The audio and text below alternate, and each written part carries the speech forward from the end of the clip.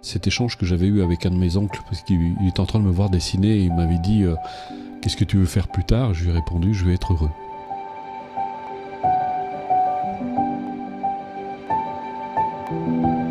Et c'est pour ça que mon oncle m'a dit mais c'est pas un métier ça, d'être heureux. Je dis oui mais qu'est-ce que ça peut me faire d'avoir un métier? Je vois les gens qui sont autour de moi, ils ont un métier mais ils sont pas pour autant, c'est pas pour autant qu'ils sont heureux.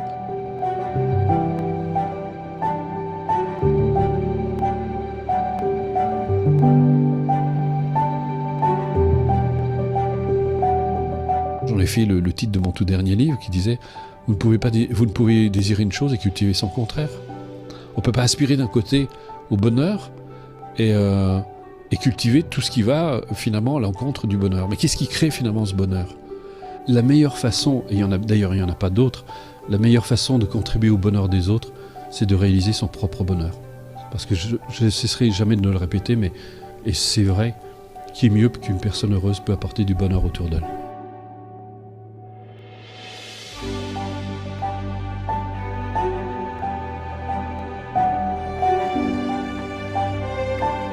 Et j'en ai fréquenté toute ma vie. Pour moi, ça a été un repère extraordinaire, c'était de voir tous ces sages que j'ai eu le bonheur de rencontrer et de me dire finalement, ils ont l'air tellement en paix, tellement heureux.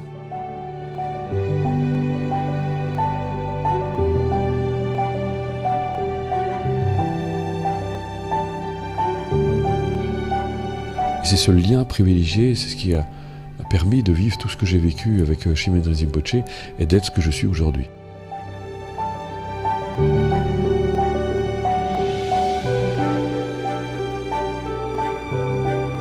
Et ça vous tire justement vers autre chose. Et c'est pour ça qu'on crée ces retraites, c'est pour donner un contraste, pour vous montrer que vous pouvez vraiment vivre autre chose et autrement, et que vous n'êtes pas obligé de subir tout ce que vous subissez.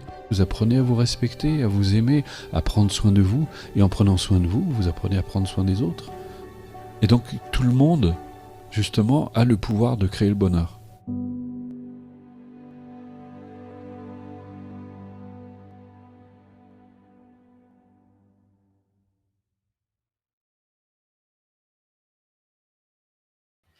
Bonsoir à tous. Bonsoir à tous. Ravi d'être là avec vous. Bien évidemment, Et moi aussi. Vous êtes nombreux. Je vous Oui. présente Nathalie. Nathalie que vous connaissez, que vous voyez Pour maintenant certains, à chaque fois dans les conférences. Et puis, donc on va... un thème très large. En fait, quand j'ai regardé la bande-annonce avec vous, je me disais que j'avais presque tout dit. Non, je vais pas avoir grand-chose à dire. Bon, je plaisante. Mais je pense que c'est un sujet extrêmement vaste, le bonheur, de réaliser le bonheur, de l'accomplir, de le réaliser dans son existence. Alors, on va aborder le sujet sous différents angles, et puis je vais vous donner aussi des moyens aussi de le réaliser. Je pense que c'est important de comprendre, à la base, moi, comme je disais dans la bande-annonce, tout jeune, pour moi, ça a été vraiment cette question fondamentale. Alors juste, j'ai oublié de vous dire, Nathalie, elle est là pour m'assister parce que je peux pas voir vos questions. Donc, alors, je vous demande juste d'attendre, je répondrai à vos questions après, vous me laissez faire la conférence, et ensuite je répondrai. Nathalie, justement, va pouvoir me les communiquer, elle va pouvoir me les dire, ce qu'elle fait à chaque conférence. Alors, de temps en temps, il y a des personnes qui lui disent, mais qui sont étonnés que je ne voilà, participe pas, que je n'interviens pas. parce que Mais voilà. C'est la conférence de Bruno. Vous êtes avec Bruno. Voilà. Et moi, j'assiste. Et comme je me plais à le répéter à chaque fois, quand Nathalie fait ses interventions, moi, je me mets en retrait. Donc voilà, pour qu'il n'y ait pas de malentendus, parce que bon, il est arrivé de temps en temps que des personnes me disent bon, comment ça se fait. Je suis pas macho du tout, je vous rassure. Donc voilà, la femme, au contraire, même a une grande place dans mon existence. Donc voilà. Donc je parlais justement de ce bonheur pour revenir à ce sujet fondamental, parce que c'est une question qui s'est posée à moi dès mon plus jeune âge, parce que autour de moi, c'était pas le bonheur, justement. C'était pas que pour ceux qui ont eu l'occasion de lire mon livre, Quand la vague réalise quel est l'océan, où je parle de ce parcours qui a été, ce livre était plutôt pour moi, l'occasion de faire un témoignage. je voyais toute cette souffrance autour de moi et ça m'a interpellé. Et je dirais que mes premiers maîtres, finalement, ça a été mes parents parce qu'ils m'ont montré tout ce que je n'avais pas envie de vivre, tout ce à quoi je ne voulais vraiment pas aspirer. Ils ont été de très bons modèles, ils ont fait de la psychologie inversée finalement. Donc ça m'a donné très envie de comprendre et de donner un sens à ma vie. Alors évidemment, j'ai vécu des choses pas très drôles, pas très joyeuses. Je me suis même retrouvé SDF. Donc vous voyez, je suis tout à fait crédible quand il s'agit de parler comment connaître le bonheur indépendamment des circonstances extérieures. Euh, et donc, j'ai cheminé. Et puis, j'ai étudié la psychologie, j'ai mis mon nez un peu partout parce que je voulais savoir, je voulais comprendre. Commencé la méditation avec mes moyens dès l'âge de 15 ans, même avant encore. Et puis, à 15 ans, j'avais lu tous les livres de Raymond Moody, pour ceux qui connaissent La vie après la vie, tous ces ouvrages, parce que ça m'inspirait beaucoup, et puis surtout parce que j'avais cette espèce de soif de comprendre, cette soif de connaître, cette soif de savoir, cette soif de vérité. Et puis plus tard, sur mon chemin, alors je fais assez court, hein, parce que si je vous raconte toute ma vie, il faudra plusieurs volumes, euh, et j'ai eu le bonheur de rencontrer de nombreux sages. Après mes études de psychologie, je consacrais toute une année à méditer ensuite, et puis j'ai fini par rencontrer de nombreux sages de différentes traditions. Et là, pour moi, ça a été assez interpellant, parce que je voyais qu'ils n'étaient pas tout à fait comme tout le monde. Ils vivaient les choses d'une manière tout à fait différente.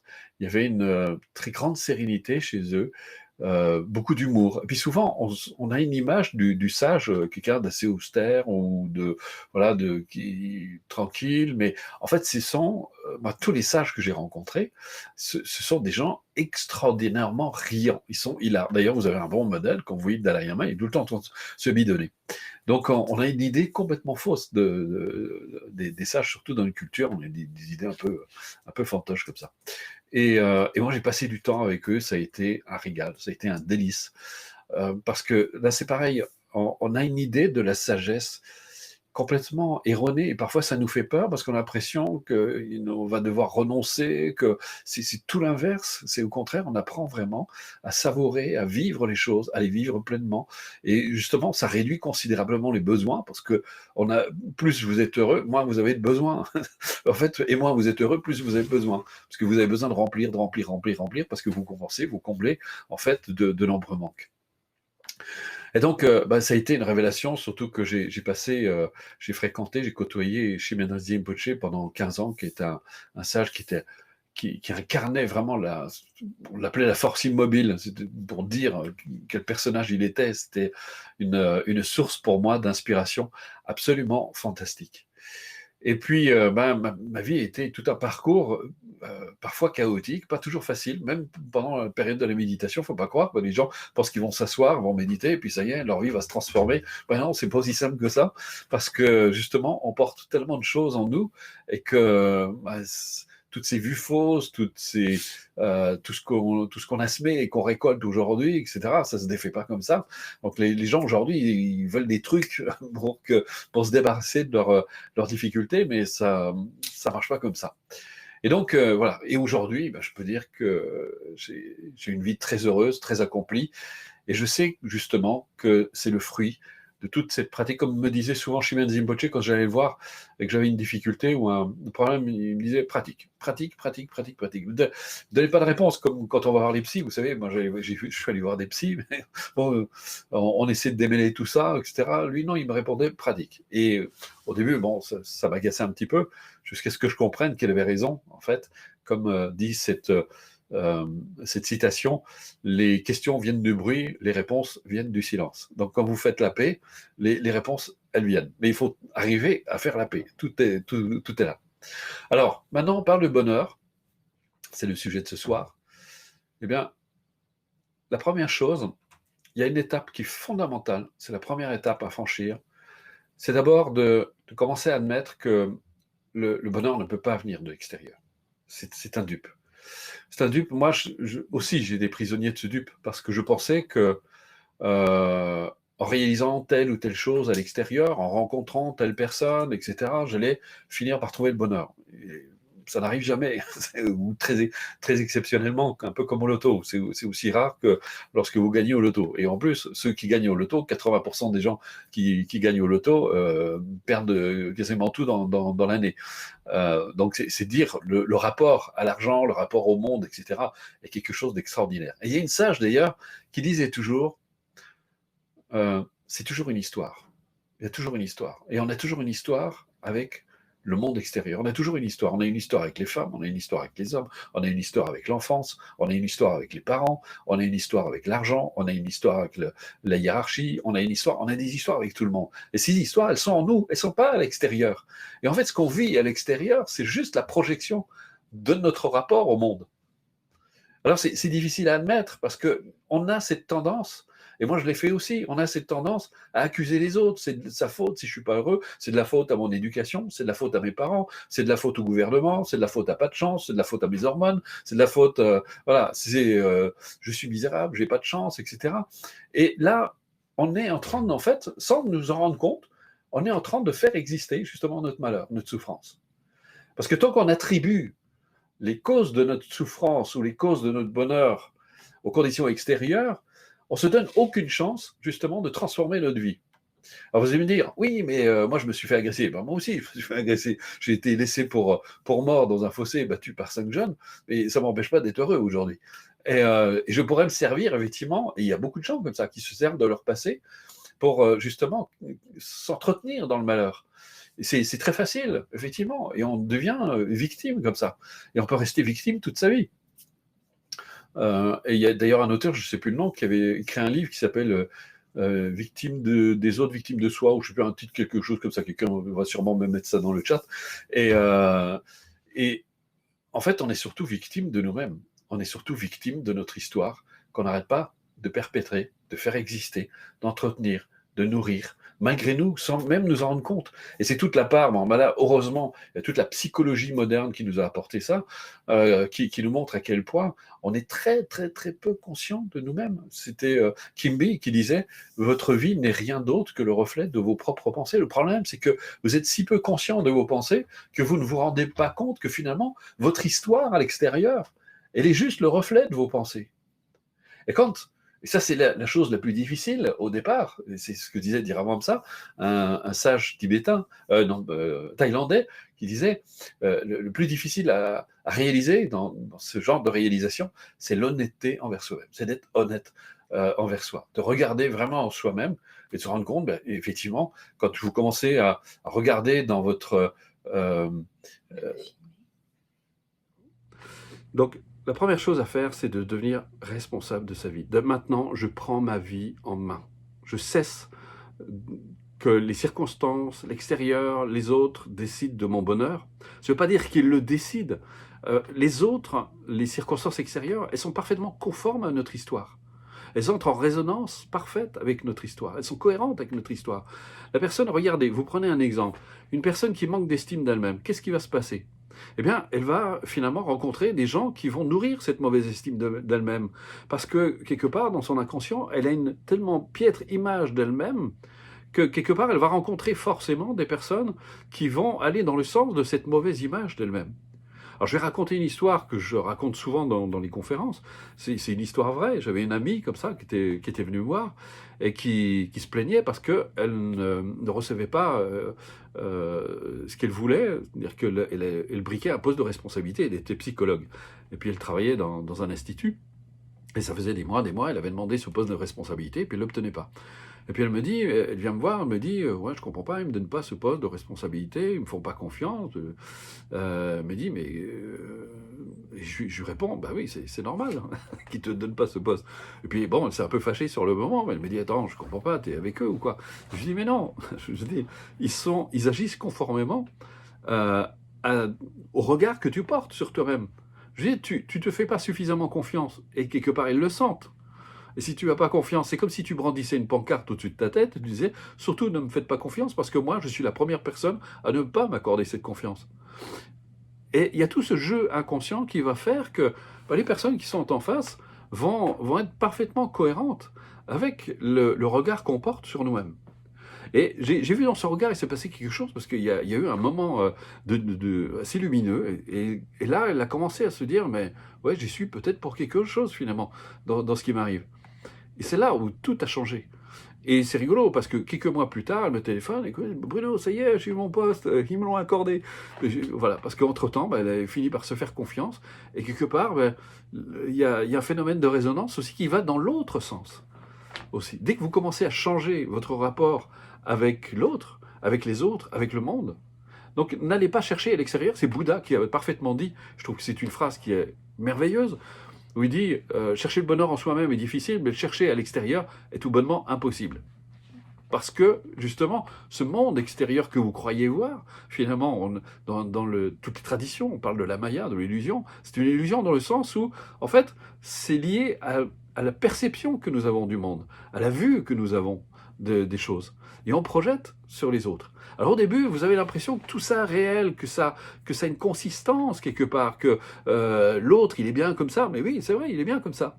Mais je vois, et je suis sûr que parmi les personnes qui suivent mes cours, ils vont le dire aussi, parce qu'il y a plein de gens qui ont changé, ils ont vu leur vie se transformer, leur rapport avec leurs femmes, avec leurs enfants, avec leurs maris, avec leurs collègues a complètement changé.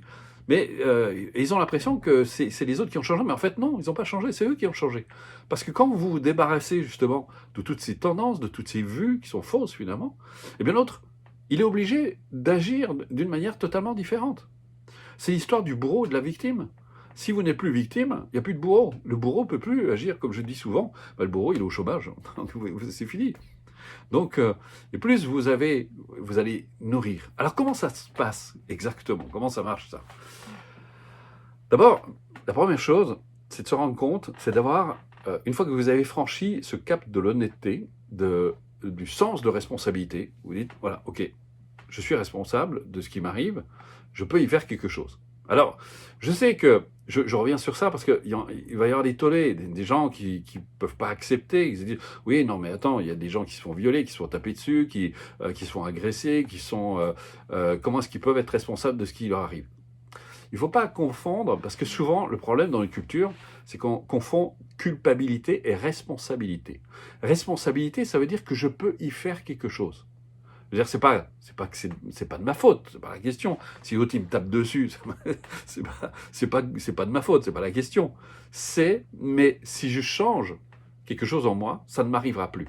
Comme je viens de le dire, c'est en cessant d'être une victime que justement le bourreau ne pourra plus m'influencer. Et on voit, vous savez, dans le jeu, on parle des manipulateurs aujourd'hui. Il y en a de plus en plus, de toute façon, puisque on est aujourd'hui dans des valeurs, on prend les valeurs de l'ego. L'orgueil, la jalousie, la convoitise, etc. Tout ça, c'est ce qu'on nourrit dans une culture très individualiste. On prône le moi, le sens du moi, qui est très fort. Et donc, il faut être le premier, il faut écraser le voisin, il faut briller, etc. Et donc, effectivement, et pour arriver à ça, on est obligé de manipuler. Et il y a de plus en plus de manipulateurs. Et en réalité, manipulateur, c'est quelqu'un qui est très mal dans sa peau. Ce sont des gens qui ont très peur, mais qui le masquent à un point tel que parfois ça peut aller très loin. Et donc, pour ceux qui ont vécu ce genre de choses, effectivement, c'est dramatique, c'est des situations absolument dramatiques. Mais les personnes qui arrivent à échapper justement à ce jeu de manipulation, c'est qu'à un moment, elles ont commencé à prendre conscience de leurs valeurs. Et là, ça change. Ça commence à tout changer. À se dire, mais j'ai pas besoin de ce genre de relation. Elle l'abandonne. C'est des mauvais traitements. Et on verra, on en parlera à quel point c'est important, justement, en changeant ce rapport avec soi. On commence à avoir de la bienveillance envers soi-même, d'avoir du respect pour soi-même, de l'amour pour soi-même. Eh bien, tous ces mauvais traitements que l'on accepte parfois, eh bien, c'est fini. Ça ne marche plus parce qu'on se respecte suffisamment pour que l'autre n'ait plus ce genre d'emprise sur nous. Et ça, c'est fini. C'est quelque chose qui disparaît. Et ça se vérifie par la pratique. On voit les personnes, quand elles entrent dans une démarche, elles commencent à se prendre en charge, à se prendre en main, et commencer à avoir cette bienveillance à l'égard d'elles-mêmes, eh bien, c'est des choses qui disparaissent de leur vie, c'est fini. Alors, il y a une période de flottement au début, ça change, parce qu'effectivement, dans une relation, par exemple, je suis désolé, mais c'est une relation aussi pourrie, là, il y a une période un peu difficile de flottement jusqu'à ce que la rupture soit consommée. Et là, c'est terminé. Donc, c'est là où c'est important, parce que tant qu'on considère que le bonheur ou la souffrance vient de l'extérieur, on se donne aucune chance de voir changer sa vie. Pourquoi? Parce que cette logique, elle est pourrie. Ça veut dire que le problème, c'est que je ne pourrai jamais connaître le bonheur, parce qu'il y aura toujours des tordus, il y aura toujours des gens agressifs, il y aura toujours des gens malveillants, ça existera toujours. Et donc, je ne pourrai jamais être heureux. Mais par contre, je peux faire en sorte de ne plus être vulnérable devant l'attitude de ce genre de personnes. C'est comme le timide qui attend que tout le monde soit agréable, gentil avec lui, etc. Comme ça, il n'a pas besoin de sortir de sa timidité. Mais ça ne marche pas. Donc, une fois que vous avez compris ça, c'est vraiment important. À partir de là, vous commencez à prendre votre vie en main. Et vous commencez à reconnaître, à voir en vous-même que le problème, à la base, le problème fondamental, c'est que notre conscience, en fait, s'identifie aux pensées. En fait, on est complètement collé, on est complètement identifié. C'est pour ça que souvent, on ne voit même pas, en fait. On ne se rend même pas compte de ce que l'on fait exister, de ce que l'on crée, de tout ce qui nous arrive. On ne voit pas comment ça arrive. Et c'est là la pratique. On va parler maintenant de la pratique, et notamment de différentes pratiques de méditation, parce que il y en a plusieurs. Je vois beaucoup de gens qui associent la méditation à la pleine conscience, ce genre de choses. C'est un aspect de la méditation. Et là, je sais quand même de quoi je parle, parce que j'ai quand même passé beaucoup de temps avec des sages. J'ai consacré ma vie à la méditation. Donc, je sais ce que c'est. Et la première étape, justement, ce que va nous apporter ce genre de démarche, c'est d'acquérir une certaine stabilité pour apprendre à ne plus s'identifier aux pensées. Ça, c'est ce qu'on appelle justement la pleine conscience. En fait, qui est finalement, on en a fait toute une histoire, on parle de la pleine conscience, du MBSR, strictement plus rien dire, parce qu'en fait, ça veut dire, c'est l'attention. On développe l'attention. On développe de l'attention. On acquiert cette attention qui va devenir progressivement plus stable. On va s'entraîner à la stabilité pour que justement on apprenne à ne plus s'identifier aux pensées. On va voir, les pensées vont s'élever à la conscience, un peu comme des nuages qui passent dans le ciel, mais on les laisse, on les suit plus. On apprend à ne plus les suivre. Mais pour ça, il faut s'entraîner. Ça se fait pas tout seul.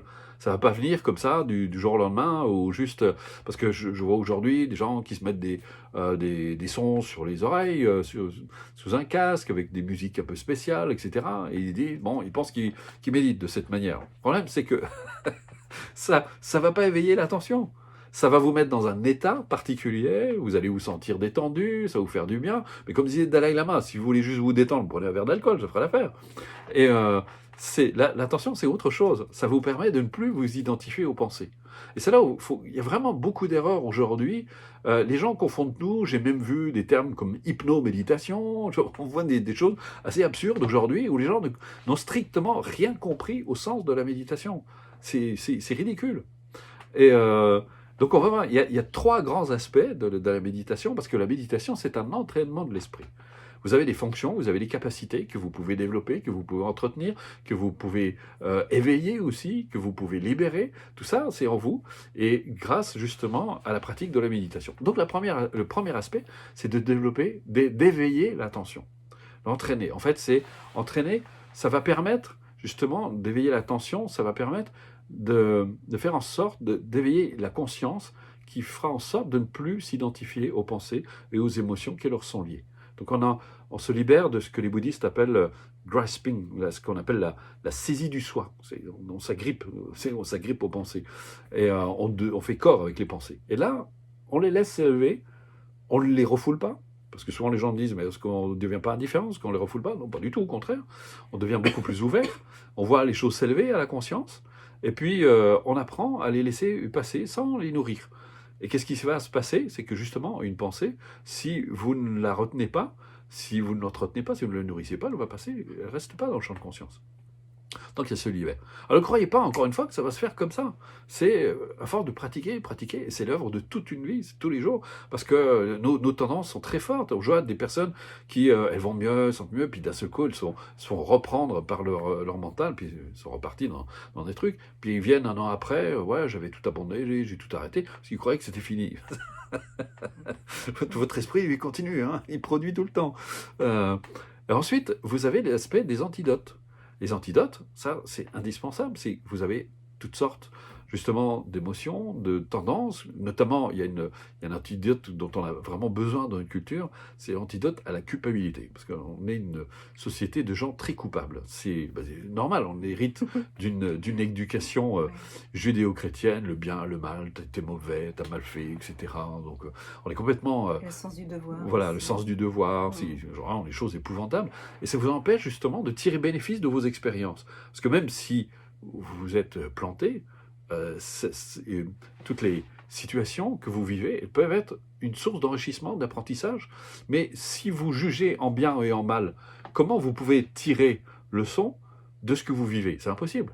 Donc vous ne progressez pas, vous n'évoluez pas, vous vous condamnez. Vous dites, ça c'est pas bien, j'étais nul, j'étais mauvais, et puis vous vous en voulez. Et puis, comme disait un sage tibétain, il n'y a pas de pire juge pour soi-même que soi-même.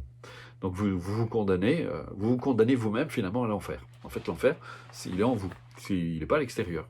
C'est pas quand vous allez mourir, il y en a qui vont aller en enfer, il y en a qui vont aller au paradis. Vous savez, on voit ça dans les films. C'est assez manichéen d'ailleurs, c'est assez rigolo. Le paradis, vous le créez maintenant, c'est selon ce que vous nourrissez.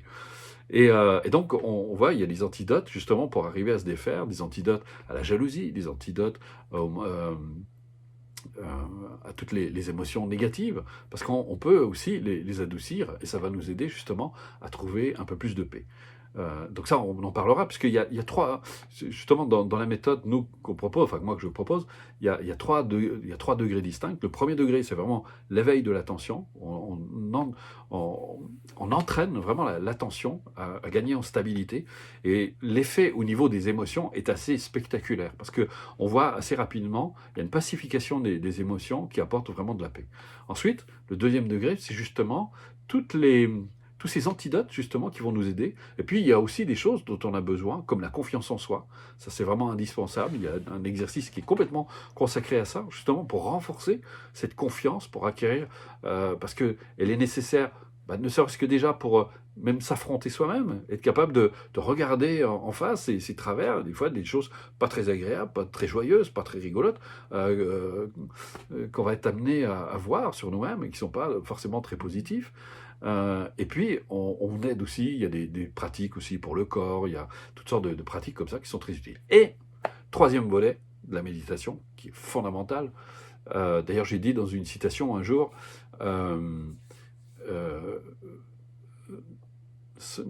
méditer sans comprendre ce qu'est la véritable nature de l'esprit, c'est comme s'entraîner au foot sans ballon, c'est pas possible.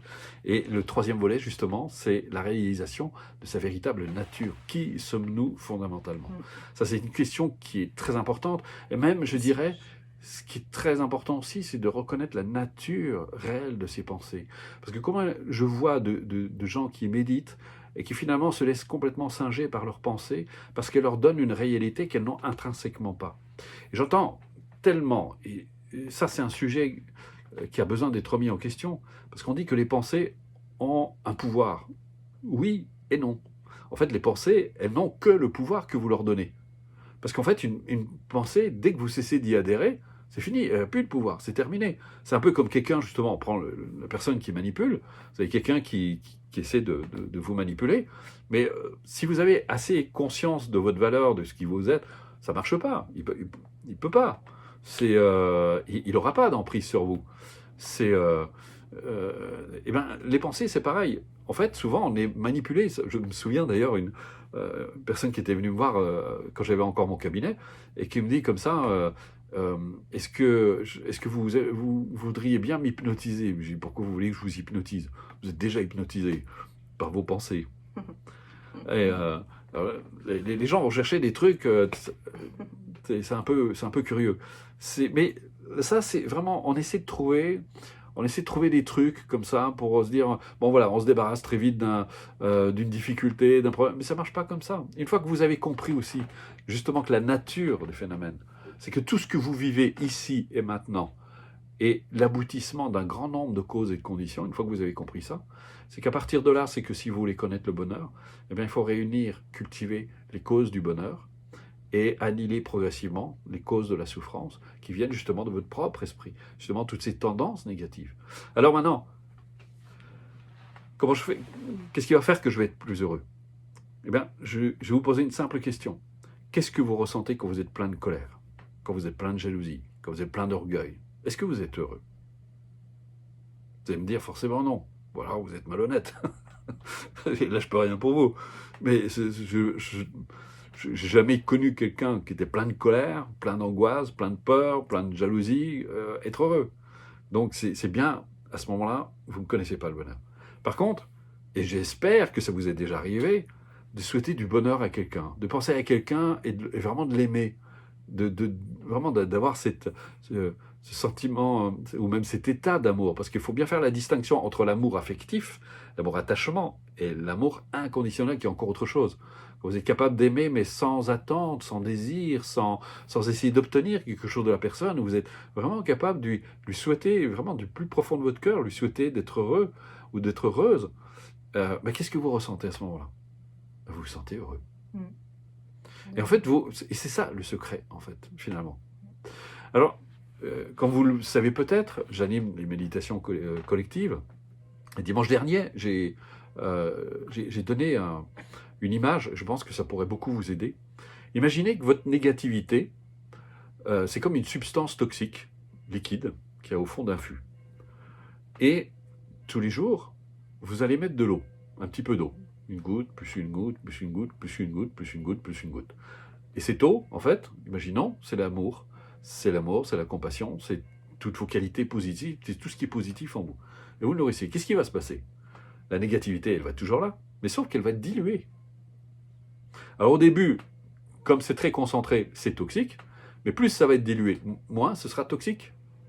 Et plus vous allez diluer, et plus il y aura d'amour, moins il y aura de négativité, et bien plus ça aura moins d'impact. Et vous allez avoir des doses homéopathiques qui seront quasiment rien du tout, et que vous pourrez même boire l'eau, même s'il y a des substances encore toxiques dedans. Mais et après, ça va même beaucoup plus loin, parce que finalement, ça se dissout complètement. Et c'est là où moi j'ai eu aussi du mal à comprendre, parce que je vais vous confier quelque chose, c'est que j'étais plutôt quelqu'un d'assez colérique quand j'étais plus jeune. Bon, il faut dire qu'avec la vie que j'avais eue... Et puis, je commençais à me rendre compte à quel point ma colère avait quelque chose à voir avec ce qui m'arrivait. Et puis, donc j'ai commencé à mettre un peu plus d'amour dans ma vie. Et j'ai commencé à cultiver, à pratiquer. Alors, c'était pas toujours facile, parce qu'on rencontre des obstacles, justement, qui sont liés à notre personnalité, à nos tendances, etc. Donc, c'est là où les antidotes sont assez précieux et nous aident beaucoup. Et puis, je persévérais. Et puis, finalement... la colère est devenue quelque chose de plus en plus rare dans ma vie, et même devenu exceptionnel. Et ça fait place à du bonheur. Et puis, on sait aussi que plus vous êtes dans la négativité, plus ça impacte votre santé, votre équilibre aussi. Là, il y a assez d'études qui ont été faites sur justement les émotions. Et donc, plus vous êtes dans ces émotions négatives, plus vous les entretenez, plus vous les nourrissez, plus vous leur trouvez de bonnes raisons d'être là, eh bien, ça impacte votre corps. On sait à quel point quelqu'un qui est tout le temps en colère, au bout d'un moment, ça va gréver son état de santé, son équilibre. Donc voilà. Alors maintenant, vous allez me dire, oui, mais le sujet indépend, malgré les circonstances adverses. Eh bien, je pense que si vous avez bien entendu ce que j'ai dit, vous comprenez aujourd'hui que c'est à vous de savoir ce que vous voulez nourrir et ce que vous voulez abandonner. Et que les circonstances adverses que vous rencontrez, comme me disait Shimon Rinpoche, toujours, les obstacles ne sont pas à l'extérieur, ils sont en toi. Si vous arrivez à accepter ça, si vous arrivez à l'admettre et de vous dire, maintenant, je peux changer ma vie, je peux y faire quelque chose, à moins de nourrir ce qu'il faut, de faire exister ce qu'il faut pour que, justement, ça commence. C'est comme, il faut que vous ayez conscience que chaque fois que vous pratiquez, c'est comme une graine que vous semez, puis une autre, puis une autre. Alors au début, vous n'avez pas grand-chose. Vous avez, bon, voilà, vous avez un petit peu quelques brins d'herbe, etc. Puis il commence à y avoir des arbres qui poussent, etc. Puis vous semez tous les jours, inlassablement, sans jamais arrêter. Et puis là, votre vie commence vraiment à se transformer. Et c'est comme ça que ça arrive. Voilà. Alors maintenant, je vous propose de passer aux questions. Je vais répondre aux questions. Alors, et puis, il y en a certainement. Oui, il y a déjà des questions qui ont été posées. Alors, je vais dans l'ordre. Allez-y, bombardez, hein, mais bon... On ne pourra pas répondre à tout sinon. Juste pour remettre, tu parlais d'un ouvrage, c'est Victime des autres, bourreau de soi-même. Voilà, c'est ça, merci. De Guy, voilà, c'est ça. Voilà. Qui est décédé d'ailleurs d'un cancer.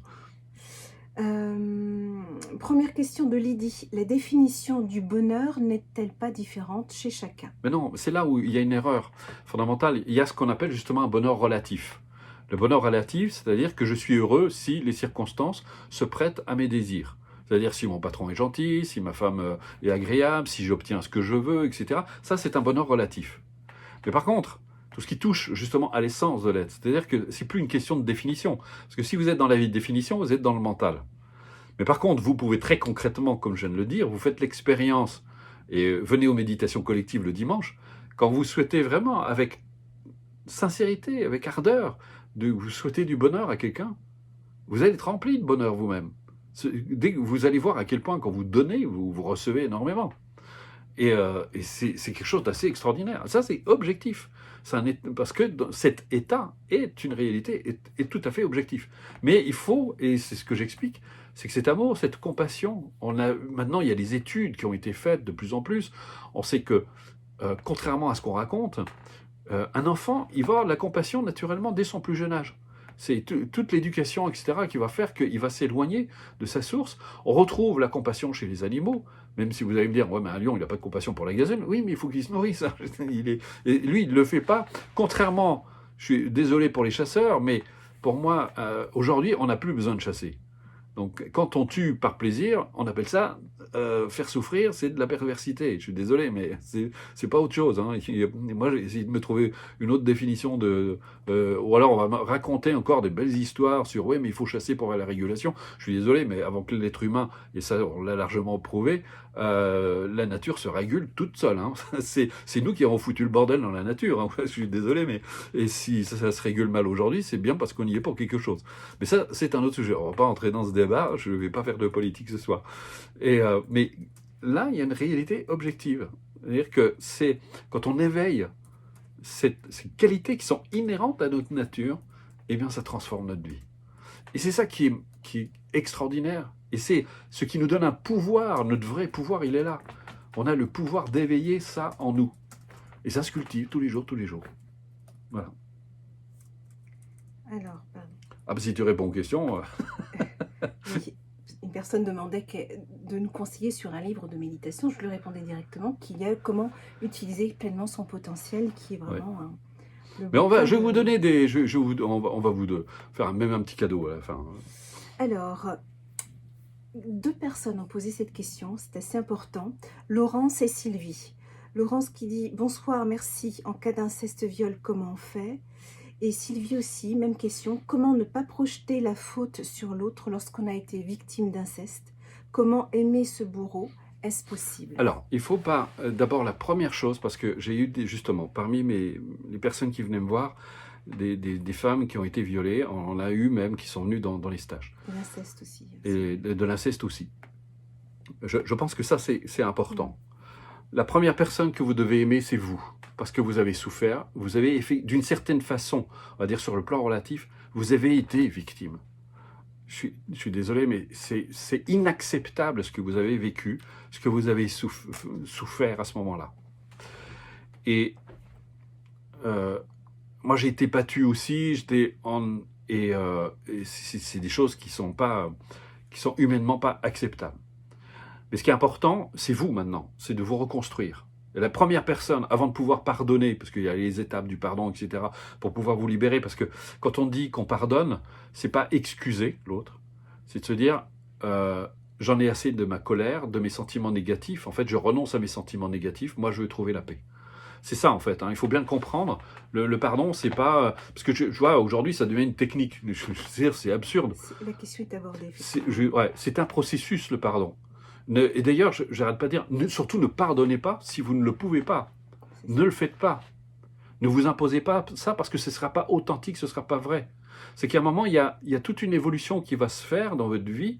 Et il y a un moment, le pardon va être pour vous le cadeau que vous allez vous faire. Parce que quand vous allez pardonner, vous allez dire, pour moi, cette histoire est finie. Je veux passer à autre chose. Et je passe à autre chose. J'en ai fini avec cette histoire. Je vais vous raconter une histoire personnelle. Quand j'étais petit, j'ai eu un accident grave, j'avais 8 ans, et j'ai manqué un trimestre. Et je vivais dans un village où les profs étaient très durs. Et je suis retourné à l'école, j'étais très en retard, et on avait un professeur qui était un vrai tyran. Et quand on n'avait pas les réponses, il nous punissait même pas quand on faisait des bêtises, il nous punissait quand on n'avait pas la réponse. Et il nous faisait venir sur l'estrade, et il nous demandait de tourner sur nous-mêmes, il appelait ça la danse de l'ours, et il prenait un tuyau à gaz et il nous fouettait. Le problème, c'est que moi, j'avais un trimestre de moins. Donc j'étais tous les jours sur l'estrade. Et vous imaginez qu'un enfant de 8 ans, ça le marque. Et j'ai vécu, évidemment, j'avais de la colère en moi, j'avais même de la haine. Mais c'est cette haine qui me détruisait. C'était pas ce qui m'avait fait. Bien sûr, ce qui m'avait fait est inacceptable. Mais il y a un moment, j'en ai eu assez. Et puis je suis tombé sur un livre qui traitait justement de l'amour inconditionnel. Et j'ai commencé à mettre... là, j'ai commencé vraiment à cultiver. Et un jour, c'est arrivé parce qu'il y a tout un cheminement qui s'est fait. Et j'ai vraiment souhaité à cet homme d'être heureux, de trouver la paix et de ne plus avoir besoin justement de frapper les enfants. À partir de ce jour-là, c'était terminé. J'avais plus de colère, je n'avais plus de haine, c'était fini. J'étais vraiment en paix et j'ai pu justement continuer à mener une vie tout à fait normale. Donc il y a un processus qui est inévitable. On ne peut pas dire comme ça y est, c'est fini. C'est pas un truc, justement le pardon. C'est tout un processus qui va se faire et à un moment, on le fait pour soi. On se dit, ça y est, c'est bon. Je vais arrêter de m'encombrer avec cette histoire, c'est fini. J'en ai assez de cette souffrance. Mais il faut arriver à ce point, comme disait un sage tibétain, n'en avez-vous pas assez souffert? N'avez-vous pas assez souffert comme ça? Pour dire enfin, ça y est, stop, on arrête. Et donc là, on commence à mettre en place justement des processus comme le pardon, comme le regret, comme quand c'est nous qui avons fait souffrir, etc., qui vont faire qu'on va commencer à abandonner justement toutes ces souffrances et on va les laisser au passé et nous, on va continuer notre vie.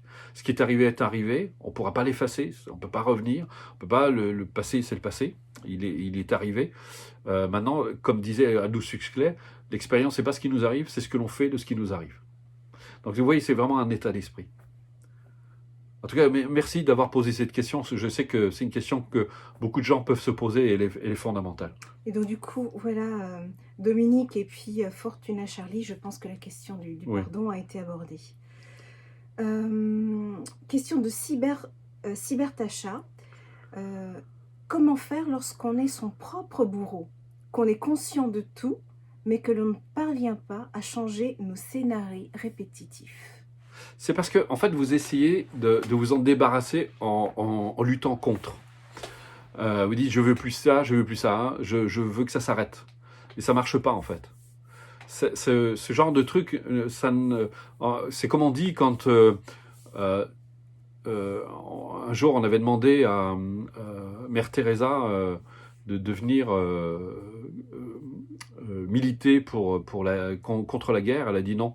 Je ne viendrai pas. Et le jour où vous militerez pour la paix, moi je viendrai. Et je pense que c'est important d'avoir conscience comment ça fonctionne nos processus mentaux. C'est-à-dire que plus vous êtes contre quelque chose, plus vous luttez contre quelque chose, plus vous allez vous débattre contre quelque chose, plus finalement vous allez le faire exister. Et c'est pour ça que j'expliquais, et je vous ai donné finalement la solution. Rappelez-vous l'histoire du baril, vous avez des substances toxiques, eh bien, nourrissez son contraire. Mais une fois que vous savez ce que vous voulez plus, maintenant, c'est clair, mais maintenant, faites exister ce que vous voulez. Et ça, c'est une première chose aussi. Et je vois depuis que je donne des conférences, ça fait quand même pas mal d'années, il y a une chose qui est flagrante chez 90% des gens ne savent pas ce qu'ils veulent. Et comment vous voulez l'obtenir si vous ne savez pas ce que vous voulez? Ça n'arrivera jamais. Essayez d'imaginer, vous faites venir, vous achetez une maison, mais bon, elle ne vous plaît pas, vous avez envie de changer les trucs dedans, vous faites venir un entrepreneur. Et puis vous lui dites, voilà, je voudrais autre chose. Il ne pourra rien faire. Il faut que vous lui disiez, voilà, vous voulez enlever ce mur, vous voulez telle couleur, vous allez devoir lui donner des précisions. Sinon, il ne peut rien faire. C'est pareil. Comme les gens ne savent pas ce qu'ils veulent, ça ne leur arrive pas. Alors, ils ont des idées vagues comme ça, mais c'est pas très clair. Pour ça, je disais, dès le départ, à 13 ans, quand mon oncle m'a demandé qu'est-ce que tu veux faire plus tard, je lui ai dit, je veux être heureux. Moi, ça a été mon but toute ma vie. Je n'ai pas lâché. Parce que je me suis dit, moi, j'ai gravité dans pratiquement tous les milieux. Comme j'étais SDF, j'ai fréquenté des milieux très pauvres. J'ai fréquenté les milieux de la drogue, je me suis jamais drogué, mais j'ai fréquenté les milieux alcooliques, parce qu'il y en a hein, quand on est à la rue, dans les foyers de jeunes travailleurs, il y avait vraiment tout. J'ai jamais touché à la drogue ni à l'alcool. Et puis après, j'ai fréquenté des milieux très riches. J'avais un de mes amis qui était quasiment milliardaire. Et puis je me suis dit, mais finalement, tous ces gens, qu'ils soient pauvres, qu'ils soient riches, etc., ils n'ont pas l'air finalement plus heureux que les autres. Je me suis dit, il y a un truc qui m'échappe. Et c'est pour ça que je me suis dit, mais je vais rester sur mon aspiration. Moi, je veux être heureux. Quelles sont les causes du bonheur et quelles sont les causes de la souffrance? Comment je peux éradiquer les causes de la souffrance et comment je peux faire exister les causes du bonheur? Et donc, au lieu de chercher, alors c'est vrai que j'ai eu un peu pendant un sacré bout de temps une vie de nomade. Je suis allé un peu partout, parce que je voulais comprendre, je voulais des réponses. Puis jusqu'à ce que tous ces sages me disaient, les réponses, elles sont en toi, elles ne sont pas à l'extérieur. Elles sont là. Médite, pratique, pratique, pratique, pratique, pratique, pratique, pratique. Débarrasse-toi de tout ça. Et voilà. Et je me débarrasse de tout. C'est pour ça que je n'ai pas cherché à me développer matériellement, avoir une grande maison, avoir voilà, 50 voitures, ou je ne sais pas quoi, j'aurais pu. On m'a fait des propositions des fois qui auraient pu faire que je serais millionnaire aujourd'hui. Mais ça ne m'intéressait pas. Je me suis dit, celui-là, il est millionnaire, il n'est pas heureux. Alors bon, et puis j'en ai rencontré plein. Ils disaient, regardez Trump. Et puis j'ai fréquenté toute une grande famille. Ils n'avaient pas l'air très heureux. Je me suis dit, bon, il n'y a pas ce que je cherche ici. Ils ont toujours besoin d'argent, ils courent toujours après, ils ont besoin. S'ils n'ont pas d'argent dans le portefeuille, ils sont malades. Mais vous savez, c'est extraordinaire. J'ai entendu, j'avais été invité à un repas, un type qui s'inquiétait de savoir comment il allait finir ses fins de mois. Il gagnait 1 million d'euros par mois. Si vous dites, c'est les problèmes de riches. Hein. Ça répond à la question, j'ai oublié le prénom, c'est quelqu'un a posé la question, le pauvre peut-il être heureux? Ça dépend. Si c'est une pauvreté subie ou une pauvreté acceptée. C'est-à-dire que s'il ne cherche pas. Moi, je pense que, je dirais comme Dalai Lama, l'essentiel, c'est déjà... ce qui est important, c'est d'avoir l'essentiel. Après, c'est quand on veut plus. C'est-à-dire qu'on a de l'argent, mais on en veut plus. Ça, c'est l'avidité. Parce qu'on vit avec l'illusion que plus on va en avoir, plus on va être heureux.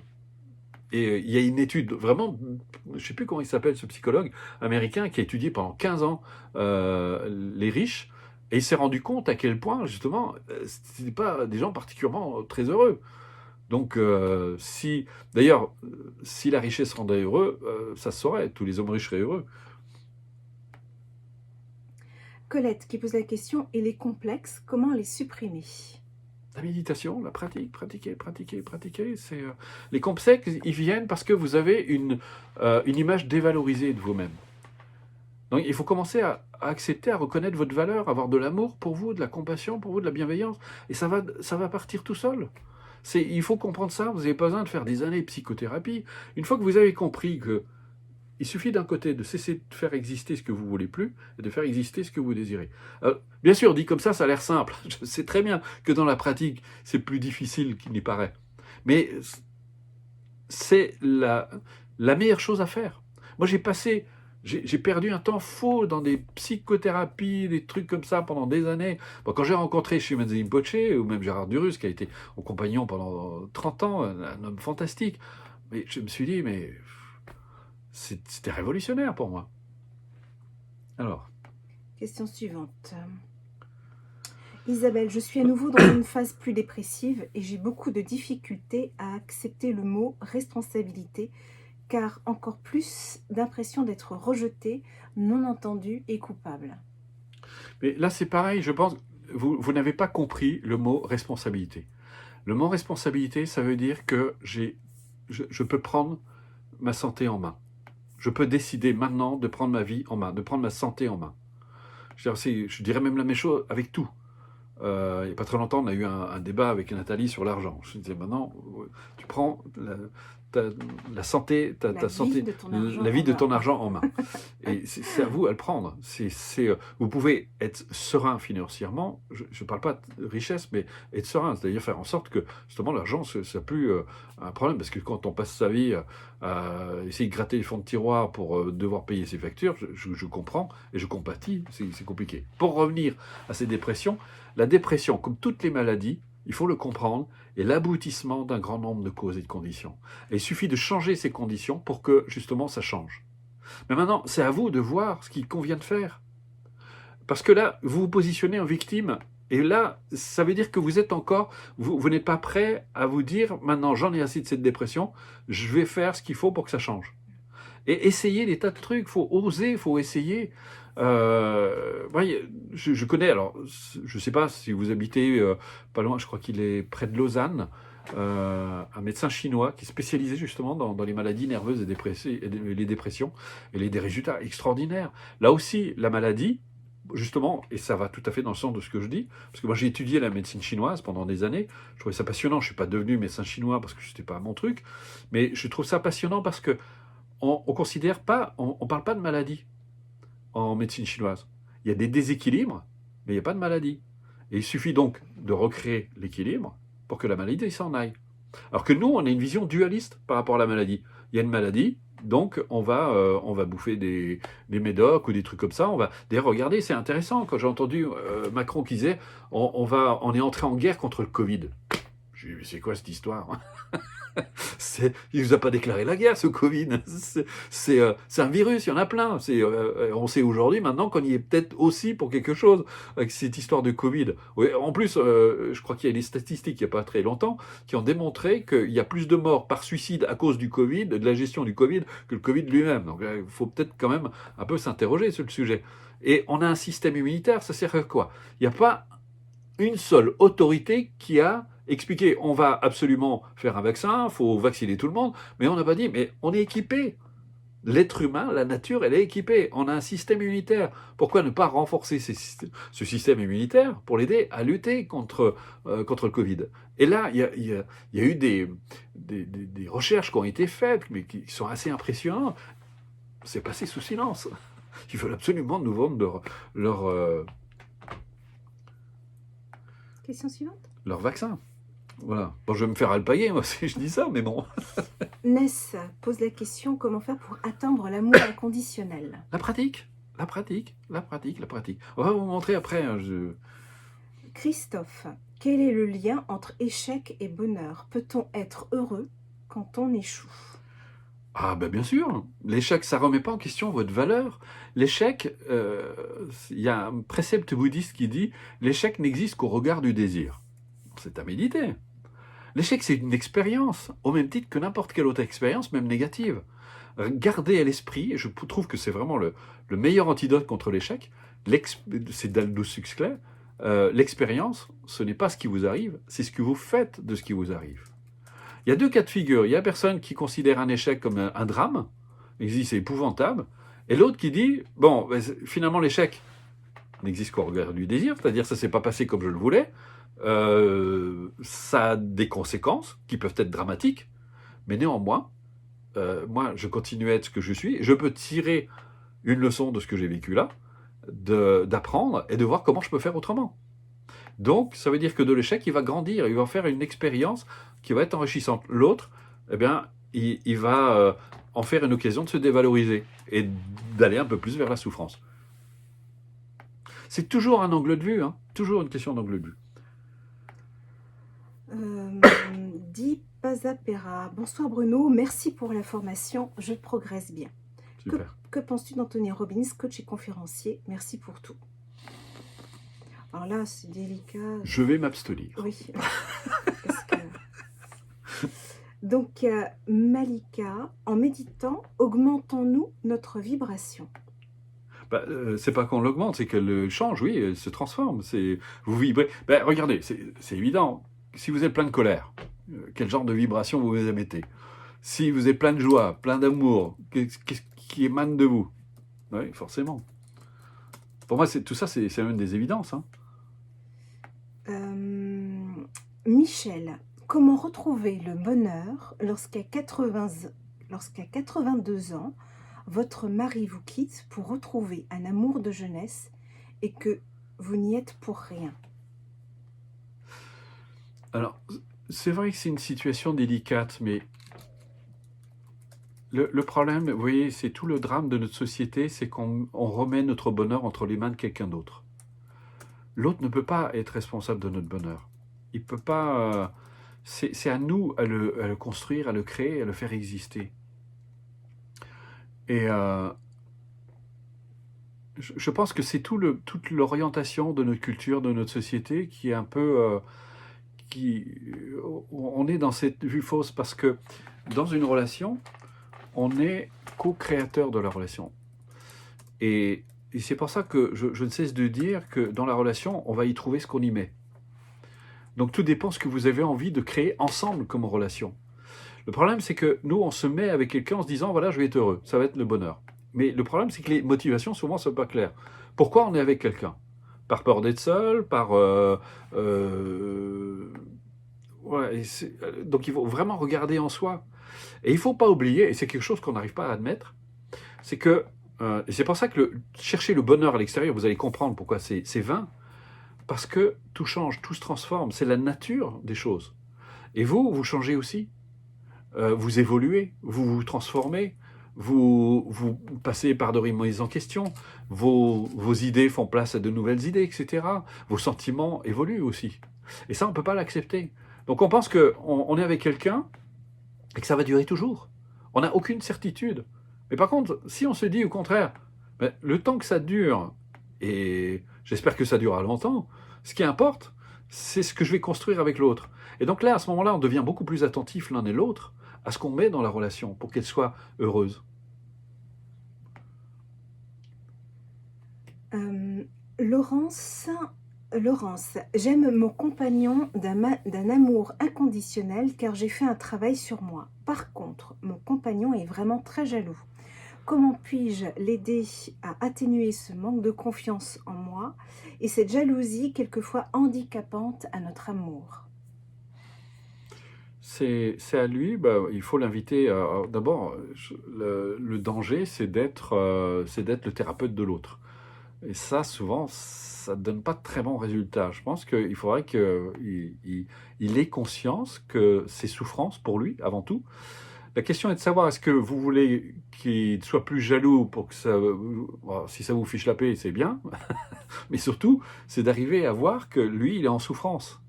Il est en grande souffrance, il a un manque d'estime de lui-même. C'est ça la jalousie, hein, en fait. C'est un manque d'estime de lui-même. Il faut qu'il retrouve l'estime de lui-même. Quand il aura un peu plus conscience de sa valeur, il perdra sa jalousie. Là, c'est le problème de la jalousie, c'est de la relation fusionnelle, c'est de la souffrance. Donc il est en souffrance. C'est là où, justement, s'il y a vraiment un amour inconditionnel, c'est d'arriver à le voir comme un être à part entière et qui aspire au bonheur, qui a droit au bonheur, et puis et de lui souhaiter de trouver le chemin qui le mènera à ça. Et puis de temps en temps, le recadrer pour pas...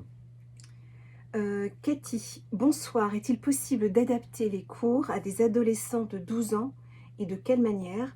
Je veux en faire bénéficier mes neveux, je pense, qui ont de grandes difficultés suite au divorce de leurs parents. Alors, il faut un petit peu les accompagner parce que... Alors, d'abord, il faut savoir s'ils sont demandeurs. S'ils ne sont pas demandeurs, ça ne sert à rien. Parce que malheureusement, moi, par expérience, j'ai vu, aussi bien dans mon cabinet que maintenant, aujourd'hui, on a des personnes qui sont envoyées par quelqu'un d'autre. Mais ça ne marche pas parce que la personne n'est pas motivée, elle ne le fait pas pour elle.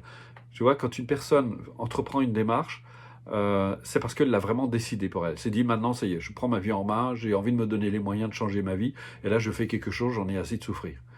Par contre, ce qu'on peut faire, et comme je l'ai souvent répété à des parents qui venaient me voir, je disais, parce qu'ils me disaient, voilà, qu'est-ce que vous pouvez faire pour mes enfants? Je disais, moi, je peux rien faire, mais vous pouvez faire quelque chose, puisque vous les éduquez. C'est vous qui plutôt les accompagnez. Je n'aime pas le mot éducation, j'ai l'impression. Et par contre, c'est, comme je le répète, qui mieux qu'une personne heureuse peut apporter du bonheur autour d'elle. Et je pense que plus vous incarnerez ce bonheur, plus vous serez en paix, et plus vous aimerez, surtout de manière aussi inconditionnelle vos enfants, plus vous serez capable de les aider. Parce que vous allez leur transmettre de manière indirecte. En fait, ce qu'on transmet aux autres, c'est ce que l'on est avant tout. C'est pas une méthode. C'est ce que l'on est, c'est ce que l'on a accompli. Et je pense que ça, c'est vraiment important. Et moi, ce que je vous invite à faire, c'est justement de vous mettre en retrait pendant un moment, de méditer, de vous détendre complètement et de penser à la situation avec vos enfants. Et vraiment de les aimer, mais comme si ce n'était pas vos enfants. mais vraiment de les aimer comme des êtres à part entière. Et vraiment de leur souhaiter justement de retrouver la paix, etc. Et quand vous allez les revoir, vous aurez un rapport assez différent avec eux qui va vous permettre justement d'agir de manière appropriée. Mais sinon, effectivement, on peut leur apprendre la méthode, pour répondre quand même, je vais répondre quand même à la question, mais il faut le faire plutôt par jeu avec eux. Et là, ça marche bien. Voilà. Beaucoup de questions. Alors, Ça fuse, hein. On sera limité dans le temps. Hein, comment s'aimer et être heureux quand on n'arrive pas à se pardonner à soi-même? Je pose cette question parce qu'il y en a plusieurs qui l'ont Il posée. y a la réponse, hein, dans la question. Quand on n'arrive pas à se pardonner à soi-même, peut-être temps de commencer à se pardonner. La question, c'est de regarder qu'est-ce que vous avez fait d'aussi impardonnable. C'est d'oser regarder avec le plus d'objectivité ce qui s'est passé, ce qui s'est réellement passé pour que vous ayez tant de mal à vous pardonner. Et essayer de transposer, parfois ça peut aider, essayer de transposer, d'imaginer que c'est quelqu'un qui a vécu cette situation. Qu'est-ce que vous feriez, qu'est-ce que vous lui diriez aussi pour arriver à ça. Mais là c'est pareil, je parle en même temps un peu dans le vide parce que s'il n'y a pas une démarche derrière, s'il n'y a pas de pratique, c'est compliqué, c'est difficile. Il n'y a pas de, comme je vous disais au départ, il n'y a pas de truc comme ça. C'est tout un processus qui se fait. Et c'est là où la pratique va être très, très aidante. Florence, comment se libérer de la peur ou angoisse par rapport à notre condition humaine, notre finitude, notre fin, ou celle des gens que l'on aime? La mort, comment l'accepter, l'apprivoiser et vivre sans? D'abord, c'est un processus d'acceptation qui prend du temps. Il y a d'ailleurs de méditation qu'on connaît, c'est de méditer sur la certitude qu'un jour on va mourir, donc d'arriver vraiment à complètement l'accepter. Et puis on peut voir autour de nous, alors nous on a tendance dans une culture à essayer de cacher les morts, alors que dans d'autres traditions on les voit. Donc on est au fait qu'un jour on va mourir. Et puis l'autre certitude, c'est qu'on ne sait pas à quel moment on va mourir. Donc ça crée un caractère d'urgence, il n'y a pas de temps à perdre. Et comme disait le Dalai Lama, si vous inquiétez pour votre mort, ne vous inquiétez pas, vous mourrez avec succès. Et 100% des personnes qui sont mortes ont réussi leur passage. Donc, vous n'avez pas à vous inquiéter pour votre mort. En fait, c'est d'arriver à se rendre compte de l'inutilité de ce sentiment. Même si vous inquiétez, de toute façon, ça arrivera quand même. Donc, il y a un moment, on commence à lâcher prise et de se dire, bon, de toute façon, ça va arriver. Ça arrivera, je ne sais pas quand, ça peut arriver vite. Hein, moi, j'ai failli mourir en 2015, on m'a dit, voilà, vous avez plus que 2 jours à vivre. Bon, vous voyez, je suis encore là. Et c'est une expérience, je trouve, édifiante, qui nous rappelle l'impermanence de la vie. Bouddha disait, une vie, c'est aussi éphémère qu'un éclair dans le ciel, c'est part vite. Mais là, c'est pareil, la méditation, le pouvoir de la puissance de la méditation. Alors, tu as perturbé un peu quelqu'un. C'est Maria Socconi. Vous disiez que dans le couple, lorsque l'un devient le thérapeute de l'autre, quel est le risque dans la relation? Et elle ajoute, ne peut-on pas accepter l'aide de l'autre? Non, c'est pas une question de ne pas aider, de pas, comment dire, accepter l'aide de l'autre. Au contraire, on s'entraide mutuellement, mais ça doit être équilibré. Parce que si, et ça arrive la plupart du temps, c'est que avec un thérapeute, regardez, si vous allez faire une thérapie, vous ne restez pas avec le thérapeute, si vous voyez ce que je veux dire. Donc, quand vous allez mieux, et vous risquez d'avoir la mauvaise surprise de voir qu'une fois, donc vaut mieux laisser, si c'est du domaine de la thérapie, laisser les thérapeutes faire leur travail. Vous devez vivre votre bonheur avec votre conjoint. Par contre, ça n'empêche pas, si parfois il y a des moments difficiles, douloureux, etc., qu'on se soutienne, qu'on s'entraide, c'est normal. Je veux dire, ça c'est tout à fait, c'est tout à fait légitime. Ça fait partie de l'amour, justement. Quand on aime, on se prend soin l'un de l'autre. Si votre conjoint tombe malade, vous allez lui apporter des tisanes, la bouillotte, le thermomètre, vous allez le bichonner, etc. Et puis voilà, donc c'est tout à fait normal. Et puis bon, s'il passe, c'est lui un moment d'échec qui est un peu difficile, c'est l'occasion de discuter, etc. Mais par contre, si toute votre vie c'est une thérapie, je ne sais pas, vous avez peut-être autre chose à vivre quand même. Corinne, comment... D'ailleurs, j'aurais une question à vous poser. Pourquoi est-ce que vous avez besoin d'être le thérapeute de l'autre? Est-ce que ce n'est pas une façon de créer une dépendance? Corinne, comment ne plus faire dépendre son bonheur de celui de ceux qu'on aime? Si mes enfants ne le sont pas, moi je ne peux pas l'être. Alors, il faut bien faire la distinction entre un sentiment de tristesse et être malheureux avec l'autre.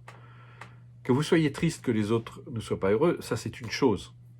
Mais que ça vous empêche d'être heureux, ça, demandez-vous en quoi ça va bénéficier à vos enfants que vous soyez malheureuse. Ne croyez pas, vous, au contraire, que vos enfants, ils ont besoin de parents heureux.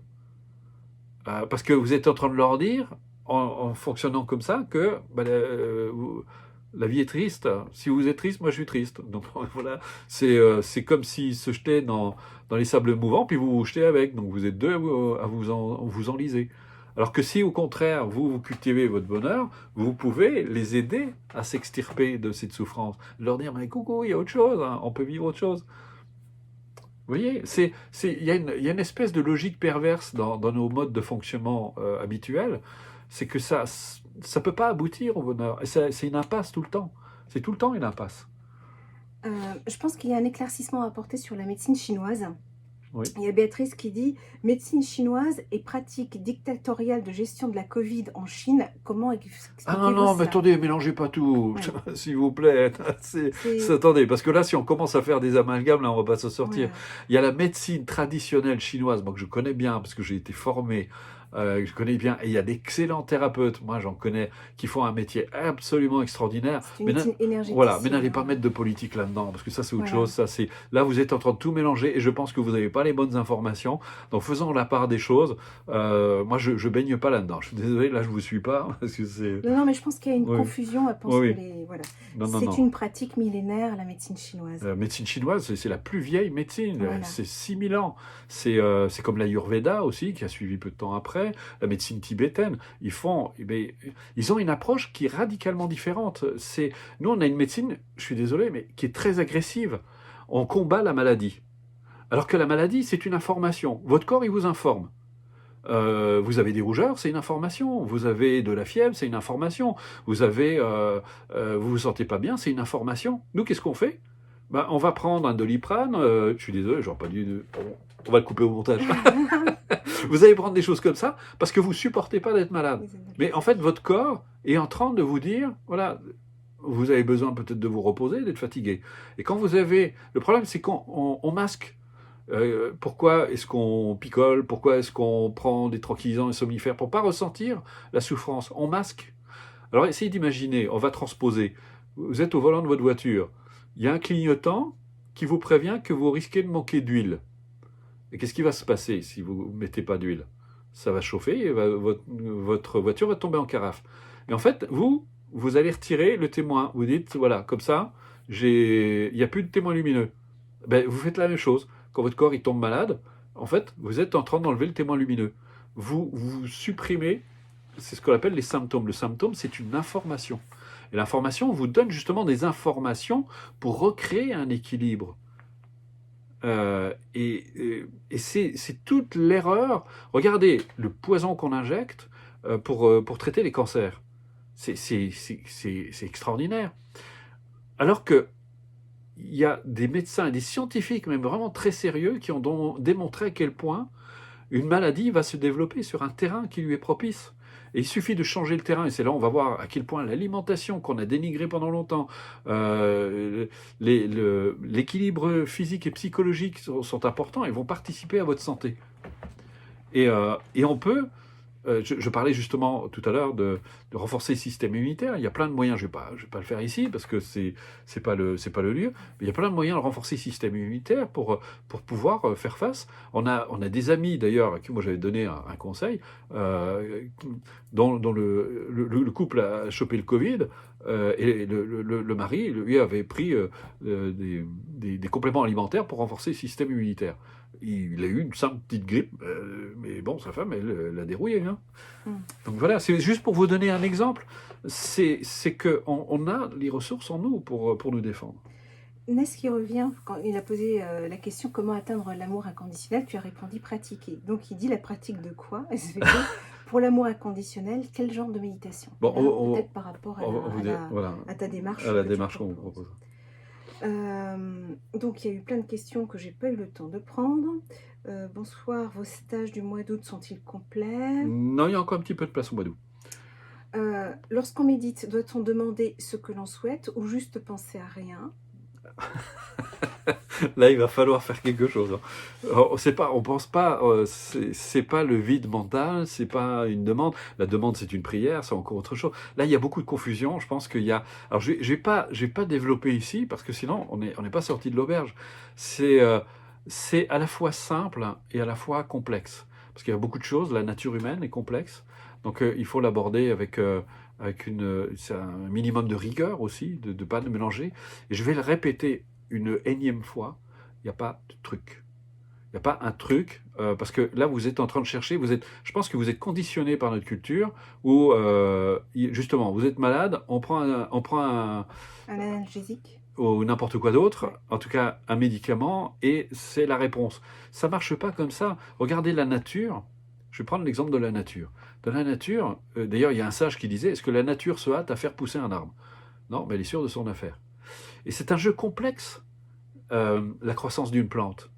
En fait, si vous prenez une graine, mais si la graine, elle a le potentiel de permettre à une plante d'exister. Mais elle n'a que le potentiel, c'est un potentiel, c'est-à-dire c'est latent. Mais si vous la mettez dans un tiroir, qu'est-ce qui va se passer? Ça ne va pas pousser. Donc elle a besoin de ce qu'on appelle des causes substantielles, notamment la terre. Mais si la terre, elle n'est pas fertile, il ne va rien se passer. S'il n'y a pas d'eau, s'il y a un minimum d'eau, il ne se passera rien non plus. Donc, en fait, il faut un certain nombre de causes et de conditions pour que justement cette plante puisse déployer son potentiel. Et là, vous allez avoir une plante qui va se déployer. Et selon justement le terrain, c'est comme pour la santé d'ailleurs, hein, si le terrain est favorable, non seulement la plante ne tombera pas malade, mais en plus elle va devenir robuste, elle va se déployer, elle va donner de bons fruits, etc. Pour ceux qui jardinent, ils savent de quoi je parle. Surtout ceux qui sont un peu versés dans la biodynamie ou la permaculture, Ouais. ce genre de choses, ils savent de quoi je parle. C'est à quel point les conditions sont vraiment importantes. Et pour votre corps, c'est pareil, pour votre esprit, c'est pareil, etc. C'est qu'une fois qu'on a réuni les conditions, eh bien là, ça peut se déployer. C'est vrai sur le plan physique, comme c'est vrai sur le plan psychique. C'est là où, justement, il y a un certain savoir à connaître. Vous n'allez pas vous mettre à jardiner comme ça sans avoir un minimum de connaissances. Et c'est là où, justement, c'est utile de suivre une formation, parce qu'aujourd'hui, moi je regrette, aujourd'hui, la méditation, c'est devenu une espèce de supermarché où on va essayer tel truc, on va essayer il y en a qui proposent des sons, il y en a qui proposent des relaxations guidées, il y en a qui proposent des machins, enfin il y a un peu de tout, il y a des choses même un peu bizarres, il y a des mélanges un peu curieux, et je trouve que ça manque un petit peu de sérieux. Donc, J'ai juste une dernière question un petit peu intéressante. oui, alors j'ai juste. Et c'est là, on va voir. Vous avez besoin d'un certain nombre de connaissances de base qui sont indispensables. Et c'est pour ça que nous, on propose des cours qui peuvent vraiment vous aider. Mais maintenant, c'est à vous de voir. Hein. Vous êtes. Alors, vas-y. Oui, c'est Francine qui posait la question. L'interdépendance affective dans un couple a bien fonctionné pendant plusieurs années. Il me semble qu'il y avait de l'amour dans cette interdépendance, mais le fait de me centrer sur moi et non plus sur lui nous a conduit au divorce. Depuis, j'ai du mal à me trouver, étant encore un peu dépendante et à la fois moins qu'avant. Et j'ai du mal à apprécier la liberté comme une réussite. Ça dépend ce que vous appelez. Moi, j'ai pas la réponse. Hein, ce que vous appelez être centré sur soi. Parce que si c'est être égocentré, oui, effectivement, ça va pas créer du bonheur.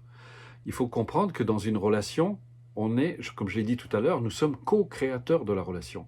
Finalement, c'est pas moi qui suis important, pas dans le sens d'une dévalorisation.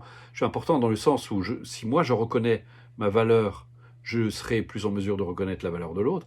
Mais ce qui est surtout important, c'est que c'est ce qu'on va créer ensemble. Le plus important, c'est ce qu'on va mettre dans la relation. Essayez d'imaginer une entreprise où chacun se sert. L'entreprise ne va pas loin. Par contre, si on nourrit l'entreprise, on la fait exister, chacun y contribue, l'entreprise, elle va devenir prospère, elle va se déployer. Mais dès que les gens commencent à essayer de ramener à eux, voilà, c'est fini pour l'entreprise. Les relations, c'est pareil. C'est quand on pense à soi, juste à soi, Ça marche pas. Mais par contre, quand on pense à la relation, qu'on nourrit la relation, qu'on la fait exister, qu'on est deux à le faire, pas juste un, qu'on est deux à le faire, eh bien, on va être bénéficiaire de cette relation, puisqu'on est en train de créer ensemble une relation heureuse. Alors, on fera d'ailleurs très prochainement une conférence sur le couple.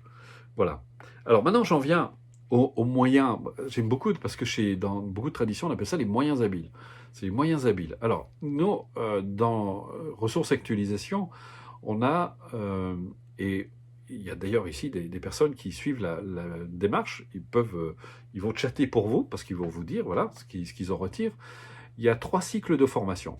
Le cycle 1 fait cette semaine, et Loïc va mettre une vidéo dans le chat où j'explique vraiment en détail, comme ça m'évitera, comme ça vous aurez vraiment tout le détail.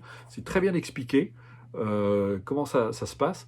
Le cycle 1 fait 7 semaines de cours, le cycle 2 fait 12 semaines, le cycle 3 fait 12 semaines. Donc, vous voyez, c'est du sérieux. C'est une formation que j'ai enseignée en cabinet pendant plus de 20 ans, que j'enseigne maintenant depuis près de 35 ans, 34 ans cette année. Des dizaines de milliers de personnes ont suivi cette méthode. La plupart en ont retiré vraiment de très grands bienfaits. Et c'est surtout une démarche qui est adaptée à la mentalité occidentale. Vous n'allez pas être assis en tailleur, devoir méditer ou répéter des mantras, etc. Ou figé, c'est pas du tout ça. On commence même, pour tout vous dire, on commence allongé, après vous pouvez pratiquer assis. Et j'ai d'ailleurs eu dans mes cours des moines zen qui sont venus pratiquer et qui ont adoré la démarche et qui m'ont dit mais c'est génial, on apprend beaucoup de choses. Et j'ai eu des gens de la tradition juive, j'ai eu des chrétiens, j'ai eu même un prêtre catholique qui était venu voir, il avait 92 ans, il est venu chez moi, il m'a dit mais on devrait enseigner ça au séminaire. Donc vous voyez, c'est fantastique. Ça a été mon plus mon plus vieil élève. Et il avait une humilité extraordinaire, je trouve ça fantastique.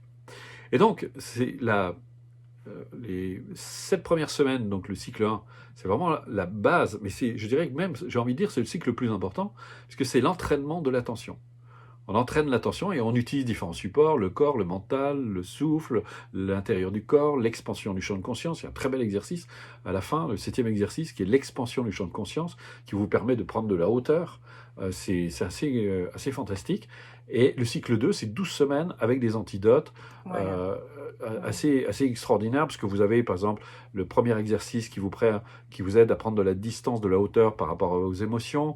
Deuxième exercice, justement, qui traite de la culpabilité, parce que ça, c'est vraiment un poison dont il faut absolument se débarrasser. On parlait de l'acceptation, justement. Mais il y a un exercice sur l'acceptation, mais on apprend à accepter aussi bien ses côtés positifs que ses côtés négatifs, parce que c'est important de reconnaître ses qualités, comme d'apprendre à être à l'aise avec ce que l'on considère comme négatif. Il y a un exercice qui vous montre comment utiliser vos énergies pour favoriser la réalisation d'un objectif. Il y a évidemment les incontournables techniques de visualisation, d'imagerie mentale, qui sont des techniques extraordinaires. La pratique de la suggestion, qui est très souvent mal comprise. Vous avez une pratique pour renforcer la motivation, une pratique pour renforcer la confiance en soi. Vous avez la pratique de l'équanimité des sentiments, qui est là aussi un antidote extraordinaire à la culpabilité, et puis qui justement permet de développer l'amour, la compassion. Et puis vous avez une autre initiation à une forme de méditation. Donc vous avez plein de pratiques comme ça. Et le 3e cycle, là, c'est pareil, c'est 12 semaines. On voit ces notions d'amour, de compassion, d'impermanence, d'interdépendance, de vacuité. Tout ça est abordé en long, large, en détail. Il y a le corps énergie, il y a plein de choses comme ça. Il y a les pratiques du yoga du maître, qui est une technique extraordinairement puissante. Donc vous avez plein d'exercices comme ça qui vous sont donnés. Et là, franchement, vous êtes équipés. Donc là, pour les 2-3 personnes qui ont posé des questions concernant quels sont les antidotes, vous avez eu la réponse par Bruno. Donc là, vous avez tout. Et si ça vous intéresse, normalement, la démarche, la formation coûte 250 € par cycle. Mais il n'y a jamais personne qui paye ça, pour tout vous dire.